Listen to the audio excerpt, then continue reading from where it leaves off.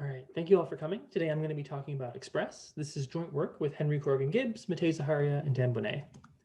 So the main question we want to answer in this work is how can we protect a whistleblower who sees something going wrong in the world and wants to get the word out to a journalist who can then get the word out and hopefully right the wrong. So if a whistleblower wants to privately communicate with a journalist today, they have the option of using an end-to-end encrypted messaging app, something like Signal and WhatsApp. And these are great because they're easy to use, they're widely deployed, and they hide the contents of your messages even from the service providers.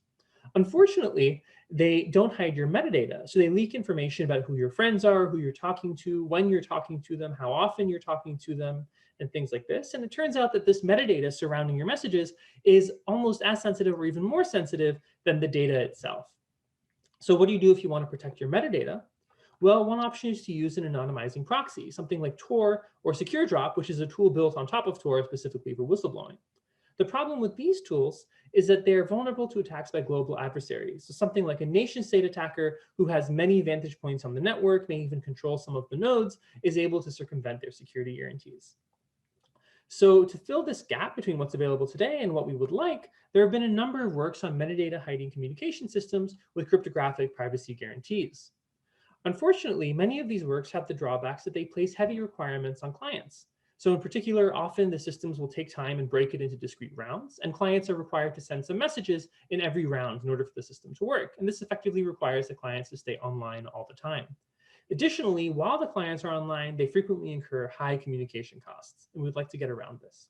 This is especially important in a system for whistleblowing because whistleblowing tools need cover traffic.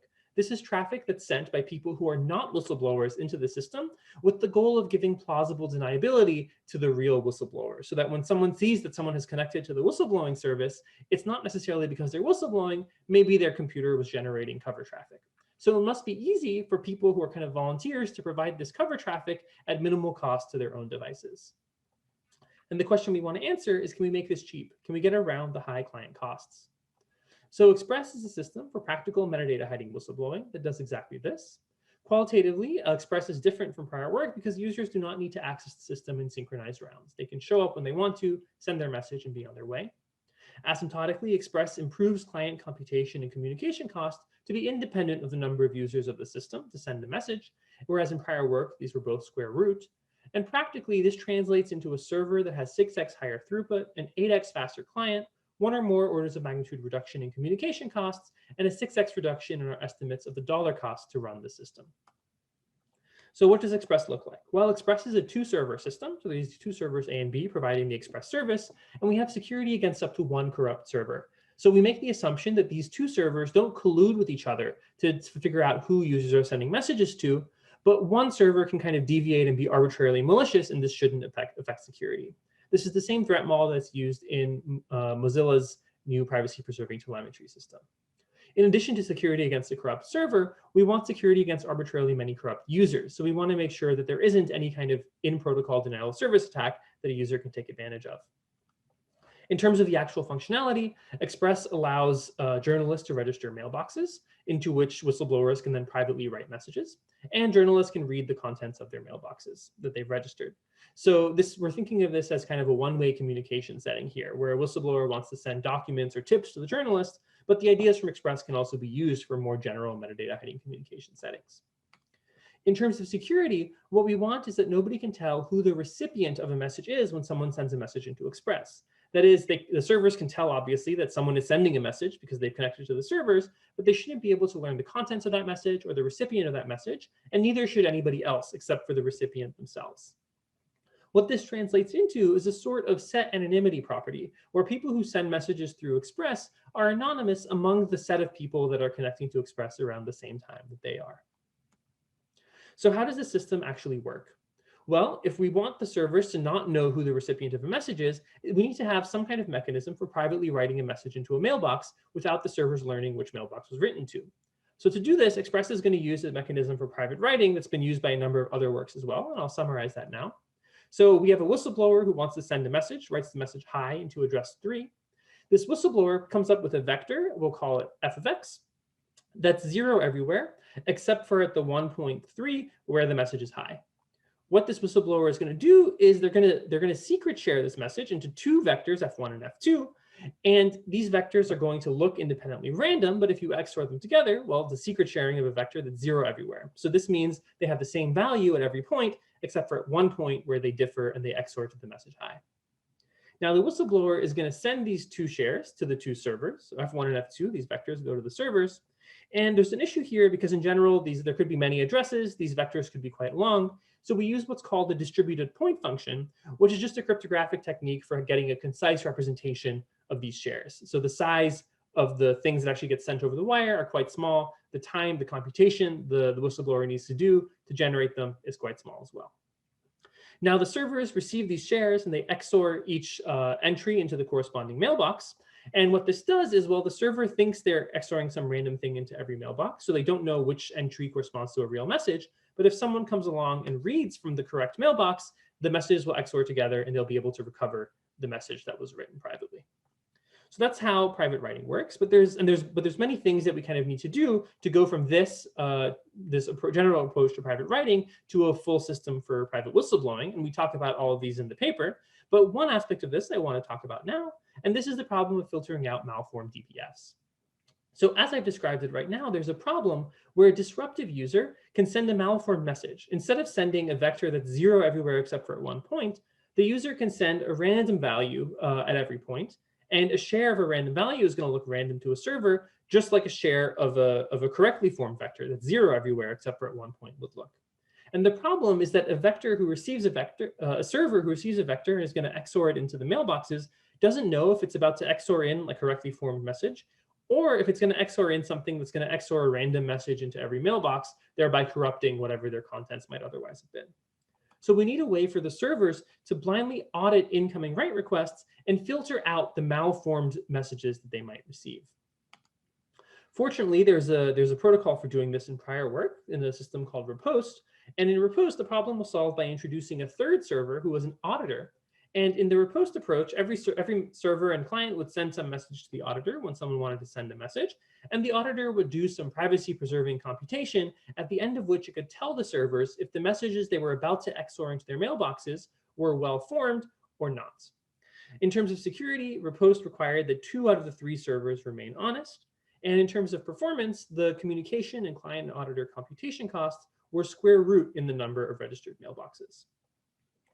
In our work, we have a new auditing protocol that makes the communication and client computation costs independent of the number of registered mailboxes, and additionally gets rid of the need for the third server. This is good because it makes the system easier to build and deploy, but it also improves the security guarantee because now we only require 1 of 2 servers to remain honest instead of 2 out of 3. So I want to give you some intuition for how the auditing works. So remember that the goal of auditing is for these 2 servers to check that they've received vectors that only differ at one point. That is, they XOR to 0 everywhere, except for at the one point where they're different and they XOR to some message.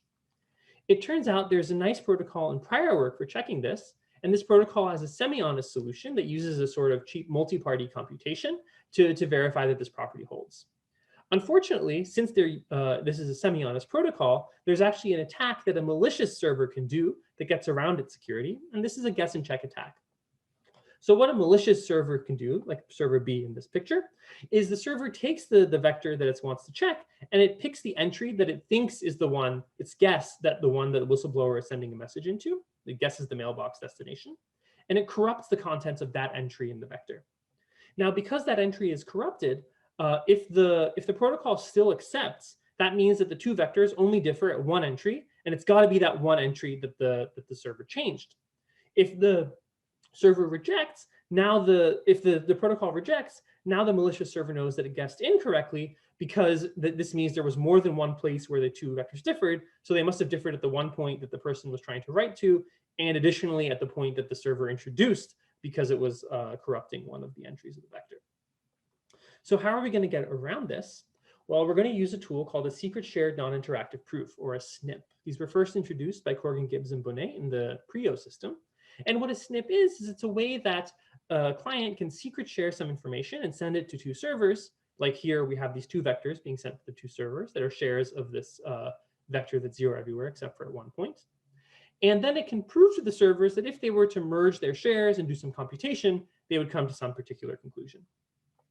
So what we're going to do in particular is we're going to have the client send a snip proof to the servers that if they were to honestly evaluate the semi-honest protocol from the prior work, then they would accept the vectors that they received. And what this is doing is it's making the client kind of do the computation on behalf of the servers, so that now the servers don't even have an opportunity to change their inputs before running the semi-honest protocol. This is great because it solves the security problem, but the issue is that now a client is going to be doing linear work in the number of entries because the servers were previously doing linear work in the length of their vector to check that it was well formed. So to get around this, we need a new trick. And the main trick here is we take advantage of the fact that the client knows something the servers don't. The client knows the index of the message, and it turns out this means it only needs to do a constant amount of work to prove facts that would take the servers linear time. This is because the protocol involves the servers taking linear combinations of all of the entries they have. So they multiply each entry by a random value, and then they sum them all up. But the client knows that most of these entries are actually shares of 0, and it can skip that work and only do the work for the one entry that's non-zero. So that's kind of the intuition. You can see all the details in the paper. But I want to show you what the performance of this protocol is. So here we compare our auditing computation to Repost. And you can see right away that the express client computation is independent of the number of mailboxes. In fact, in our C implementation, it was always under 5 microseconds. And as the number of mailboxes get large, this is orders of magnitude faster than Repost. And what this enables is an 8x reduction in overall client computation, because previously auditing was the performance bottleneck on the client, and that's now very cheap. On the server side, you can see that it's comparable to the prior work, but this isn't an issue because auditing was never a bottleneck on the server to begin with. So that's all I want to say about the paper. You can read more about it online in the full paper if you're interested. We built a system for metadata-hiding communication with applications to private whistleblowing, and the code is available online, and you should feel free to contact me if you're interested in talking about it more. Thank you.